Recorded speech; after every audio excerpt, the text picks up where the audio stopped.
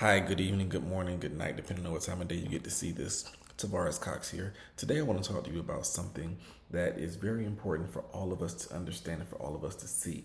And that is something that we want to leave for someone to take over, for someone to make bigger, to make better. And there's a time in our lives where we have to understand that the things that we do here while we're on this earth is only temporary. We need to leave something for someone else to continue on.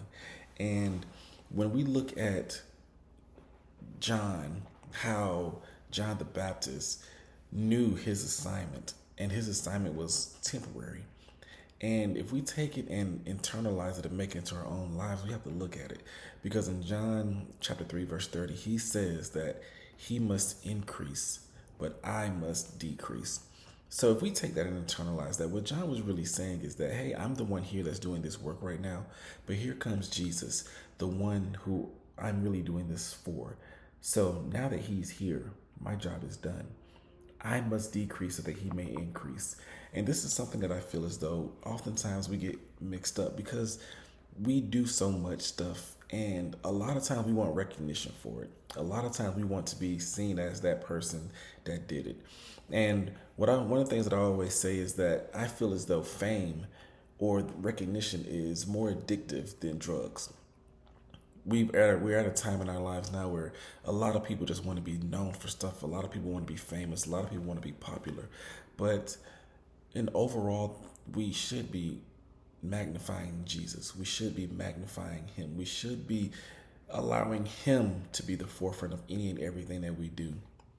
And we can take that and apply it to our lives when we look at, let's say, our children, and we look at different things that happens. You know, the famous term where they say the student has now become the teacher. Well, because that is so prominent, because what it's doing is that we've taught, as a teacher, we've taught this student, and now it's time for that student to blossom and go on and do bigger and better things than we've ever done.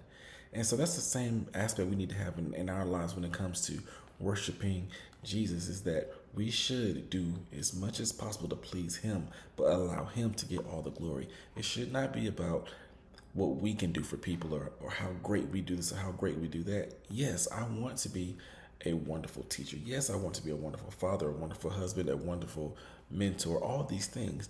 But God needs to get the glory out of any and everything that I do.